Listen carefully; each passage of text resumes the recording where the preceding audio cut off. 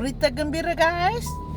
Wow, Umar Jewelleries melancarkan promosi Lucky Draw dengan pembelian 5 gram 1, 2, 3, 4, 5. Kita layak dapat 1 cabutan bertuah Myvi, 3 buah motor, gold bar banyaklah. Nilai semua hadiah bernilai RM140,000 dan cara nak belinya macam mana tu? Kena daftar dealer dululah. Okey. So ini untuk layak 1 keping tiket 5 gram ataupun 1 bil 5 gram 1 keping pun boleh. Minima 5 gram.